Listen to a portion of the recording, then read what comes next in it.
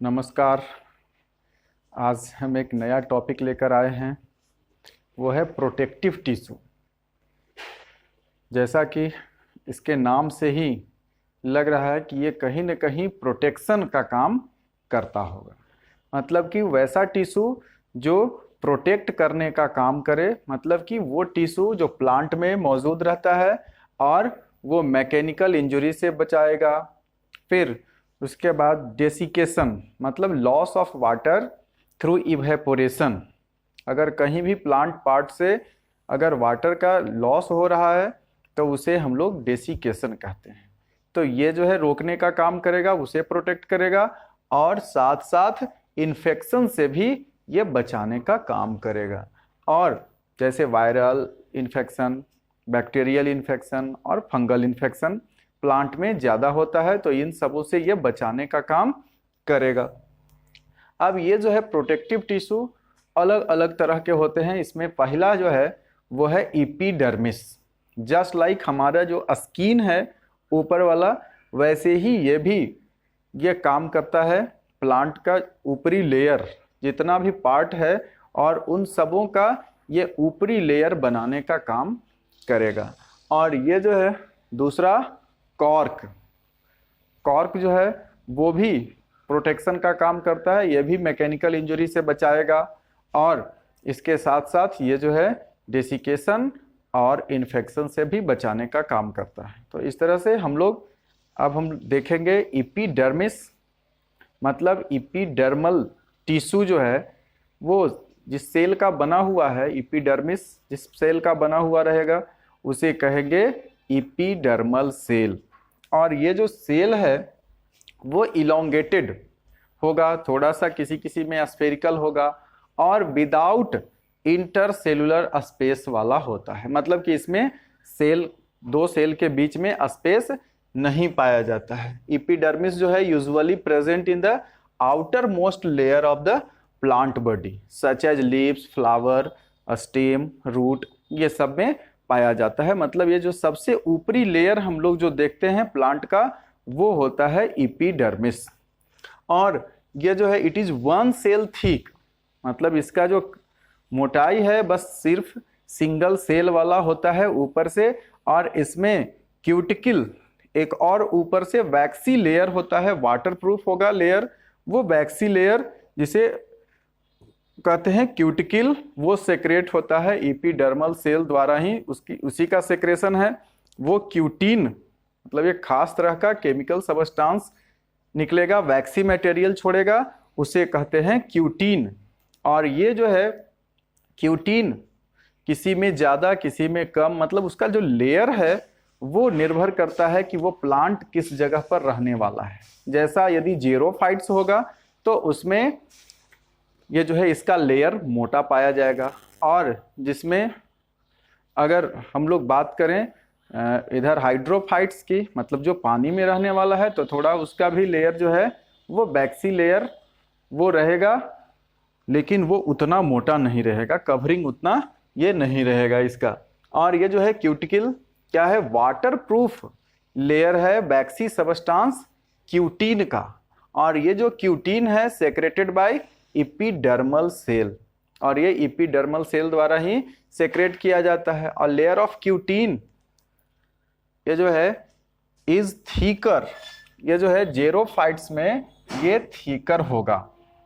और मतलब कि मरुस्थलीय पौधा जैसे कैक्टस है तो उसमें ये जो है वो पाया जाएगा ज़्यादा मोटा, थोड़ा लेयर उसका क्यूटिकल का लेयर इसमें ज़्यादा होगा। मतलब कि वो डेसिकेशन होने से रोकेगा, मतलब कि उसे जो है वो इवेपोरेट, वहाँ पर का जो वाटर है उसे इवेपोरेट होने नहीं देगा। और साथ साथ ये जो है वो इसे इन्फेक्शन से भी बचाएगा, मैकेनिकल इंजरी से भी बचाने का काम करेगा। और cutinised hair like structure is present in stem, leaves, fruit, ये सब में भी पाया जाता है। ऊपर वाला एक कवरिंग उसे कहते हैं ट्राइकोम्स। जैसा कि हम लोग देखते हैं बहुत सा आपको लीफ मिलेगा, या जैसे भिंडी का जो ऊपरी देखेंगे जो हम लोग यूज़ करते हैं खाने वाला, तो उसमें देखेंगे छोटा छोटा बाल जैसा स्ट्रक्चर होगा उसे कहते हैं ट्राइकोम्स। वो भी जो है एपिडर्मल सेल का ही बना हुआ है और उसमें जो है वो क्यूटिकल का लेयर बना हुआ है। और ये जो क्यूटिकल का लेयर होगा इसमें तो ये क्यूटिनाइज्ड कहलाएगा। क्यूटिकल यदि है तो वो कहलाएगा क्यूटिनाइज्ड, और यदि क्यूटिकल का लेयर नहीं है तो अनक्यूटिनाइज्ड ट्राइकोम्स जो है उसको अब हम लोग अनक्यूटिनाइज्ड हेयर लाइक स्ट्रक्चर होगा उसे कहेंगे इपीब्लेमा, और ये जो है रूट में पाया जाता है। अनक्यूटिनाइज्ड जो है वो रहेगा इपीब्लेमा कहलाएगा, और ये रहेगा ये जो है रूट में जो एब्सॉर्प्शन करने का काम करेगा। प्लांट में जो है वो वाटर और मिनरल्स का एब्सॉर्प्शन होता है रूट के थ्रू। तो यहाँ ट्राइकोम्स के जगह पर यहाँ पर क्या पाया जाएगा, वो है इपीब्लेमा, और इपीब्लेमा से ही यहाँ पर डिफ्यूजन के थ्रू जो है गैसियस एक्सचेंज भी होगा, मतलब रूट भी रिस्पायरेशन करेगा तो वहाँ इसमें गैसियस एक्सचेंज इसके थ्रू होगा, इपीब्लेमा के थ्रू, और साथ साथ वाटर और मिनरल्स जो एब्जॉर्ब होगा वो भी इसमें यहाँ पर डिफ्यूजन और ऑस्मोसिस के थ्रू यहाँ एब्सॉर्प्शन होता है। गैसियस एक्सचेंज करना और वाटर और मिनरल्स का एब्सॉर्प्शन भी इसमें होता है।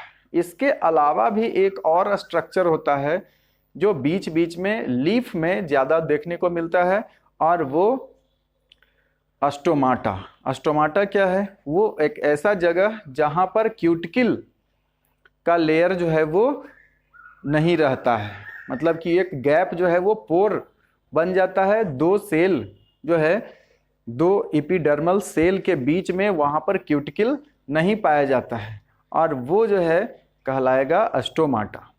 तो वहाँ पर गैसियस एक्सचेंज होता है, साथ साथ उसमें जो है ट्रांसपिरेशन द्वारा भी वाटर वेपर बाहर निकलता है।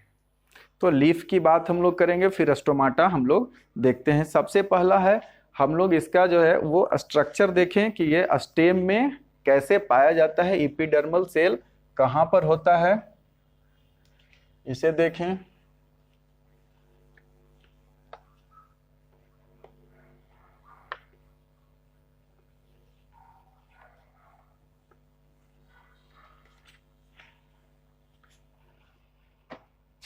सनफ्लावर का यदि स्टेम का ये जो है यदि हम लोग ट्रांसवर्स सेक्शन करें तो इस तरह से मिलेगा, और ये जो है स्टेम का सबसे ऊपरी लेयर है, और इसमें भी जो है वो एक और पतला सा लेयर मिलेगा, तो ये कहलाएगा क्यूटिकल।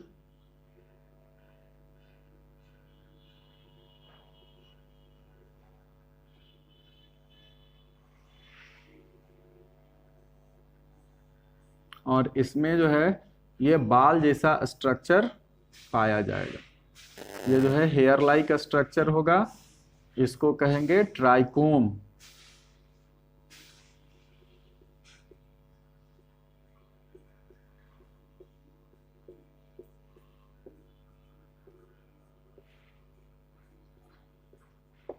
ये देखिए ये है ट्राइकोम कहलाएगा ये सब, और ये जो ऊपर वाला लेयर है ये है क्यूटिकल, और ये वाला जो कहलाएगा इसको हम लोग कहेंगे एपिडर्मिस।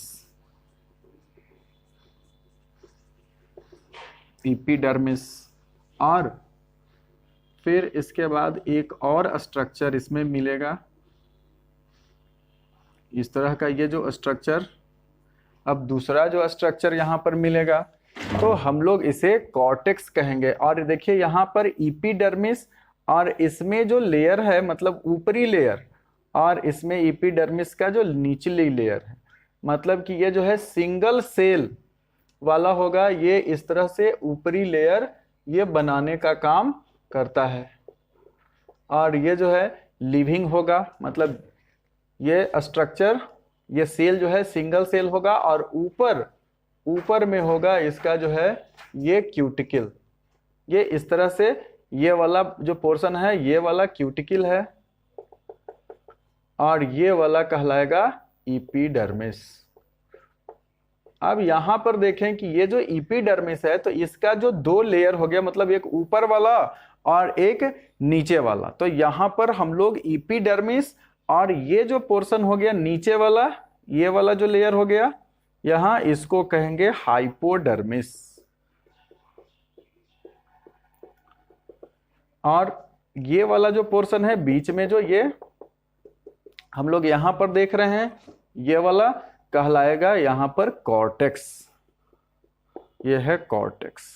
अब यहां देखें कि ये सब जो स्ट्रक्चर बना हुआ है इसको थोड़ा सा इस तरह से हम लोग अलग अलग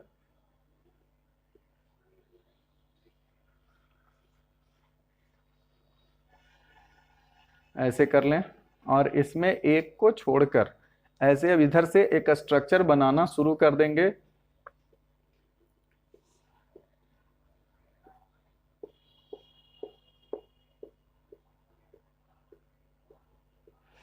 देखिए, और यहां पर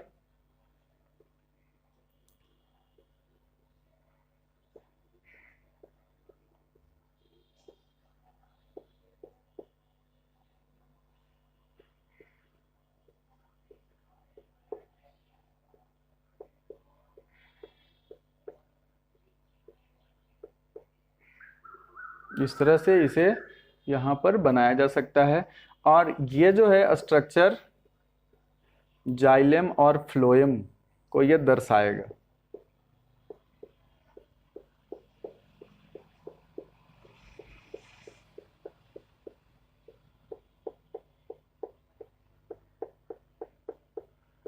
ये इस तरह से इसमें आसानी से डायग्राम बन जाएगा। ये वाला जो पोर्शन है यहाँ सबसे लास्ट वाला जो पोर्शन है इसको कहेंगे पीथ, और ये जो है मेडुलरी रे कहलाता है। और इन सबों में हम इस तरह से स्ट्रक्चर बना सकते हैं।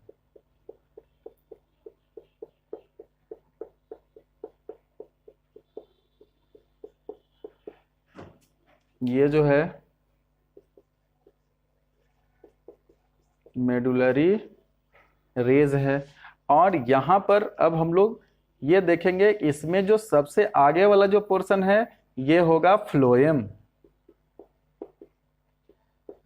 और इधर आगे वाले यहां वाला जो स्ट्रक्चर होगा सबसे पहले वाला हो गया फ्लोएम, और उसके बाद वाला जो होगा वो होगा जाइलेम। जाइलेम बंडल और फ्लोएम बंडल। तो ये जो है क्यूटिनाइज्ड, यहाँ पर हेयर लाइक जो स्ट्रक्चर हो गया वो क्यूटिनाइज्ड है, तो ये ट्राइकोम्स कहलाएगा। इस तरह से इसमें जो है, और यहाँ सबसे नीचे वाला तो ये हो गया इपीडर्मिस ऊपर वाला, और यहाँ हाइपोडर्मिस, और इसको हम लोग कहेंगे यहाँ इंडोडर्मिस। ये हो गया इंडोडर्मिस। और ये जो है इसमें स्ट्रक्चर, ये जो कॉर्टेक्स है तो वो इसमें पैरेनकाइमेटस, मतलब ये जो है पैरेनकाइमा का ये बना हुआ होगा। ये जो कॉर्टेक्स है ये सब पैरेनकाइमा वाला जो है ये टिश्यू होगा। कॉर्टेक्स जो है वो पैरेनकाइमा।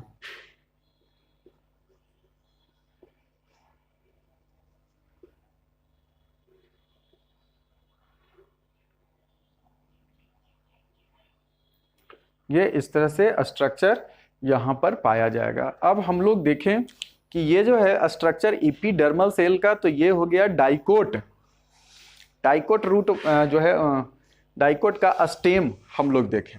इसी तरह से डाइकोट का जो रूट होगा तो उसमें भी ये जो है यहाँ पर होगा, तो ये जो हेयर लाइक स्ट्रक्चर है ये क्यूटिनाइज्ड है, लेकिन रूट में जो है वो अनक्यूटिनाइज्ड हेयर यहाँ पर देखने को मिलेगा। और फिर हम लोग मोनोकोट की यदि बात करें तो मोनोकोट वाला जो है स्ट्रक्चर उसमें भी ये होगा एपिडर्मिस पाया जाएगा, और साथ साथ इसमें बीच में जो है ये यहाँ पर हम लोग जैसे देखे वहाँ ऐसा नहीं पाया जाएगा। ये जो है जाइलेम और फ्लोएम का अलग अलग बंडल्स ये बीच में इस तरह से देखने को मिलेगा। इसका भी लेबलिंग वैसा ही हो जाएगा। ये हो गया एपिडर्मिस, और ये जो है जाइलम एंड फ्लोएम। जाइलम है, किनारे किनारे जो है वो रहेगा इसमें फ्लोएम, और बीच में यहाँ पर जाइलम वाला बंडल होगा। जाइलम और फ्लोएम होगा, बीच में यहाँ पर इसमें गैप होता है, इसमें वैसा इसके जैसा पीठ ये नहीं पाया जाएगा। तो अलग अलग अब ये जो है हम लोग एपिडर्मिस का स्ट्रक्चर इस तरह से हम लोग देखें। अब हम लोग बात करते हैं थोड़ा सा अस्टोमाटा की। तो ये जो है अस्टोमाटा में क्या होगा कि ये जो एपिडर्मिस है, मतलब लीफ में यदि ऐसा होता है तो इसमें दोनों तरफ से इस तरह से ये जो है वो सेल, जिसे गर्ड सेल कहा जाता है, ये इस तरह से स्ट्रक्चर बन जाएगा। और ये जो है दोनों तरफ से गर्ड सेल जो है इसको और आसानी से बनाया जा सकता है। बस पहले हम लोग स्टोमेटल ओपनिंग बना लेंगे और ये दोनों को इधर और इधर घुमा लेंगे। तो ये जो है दोनों तरफ ये किडनी बीन शेप वाला जो स्ट्रक्चर हो गया, तो यहाँ पर कहलाएगा ये दोनों गर्ड सेल। और इसमें पाया जाता है क्लोरोप्लास्ट, एक मात्र ये जो है गर्ड सेल ही एक ऐसा है जिसमें वैसा एपिडर्मिस जिसमें क्लोरोप्लास्ट पाया जाता है। और ये जो है गर्ड सेल होगा और इसको कहेंगे स्टोमेटल ओपनिंग। और ये है सब्सिडियरी सेल्स है ये सब। और यहाँ पर ये जो इतना दूर का जो जगह है, ये इतना में यहाँ पर ये जो है वो क्यूटिकल नहीं पाया जाता है, मतलब ये पोर जो है वो खाली रहेगा, यहाँ पर जो है अनक्यूटिनाइज्ड होगा। ये जो है अनक्यूटिनाइज्ड पोर हो गया, तो ये स्टोमाटा होगा और ये कहाँ पर प्रेजेंट रहेगा, लीफ में रहेगा। इस तरह से करके ये जो है स्टोमाटा का, और इसका हम लोग फंक्शन तो जान ही गए कि ये जो है ये प्रोटेक्टिव इन फंक्शन होता है। और अब हम लोग देखें, एक पिछले वीडियो में हम लोग देखे थे स्क्लेरेनकाइमा के बारे में जब बता रहे थे, तो उसमें एक प्रश्न आया था महेश जी का, और उसमें था कि ये जो है कोकोनट का वाटर कैसे ये इसमें अंदर आता है, ये इसकी जानकारी वो पूछे थे, मांगे थे। तो यहाँ पर हम उन्हें बताना चाह रहे हैं, सब लोगों को बताना चाह रहे हैं कि वो जो कोकोनट का जो वाटर है,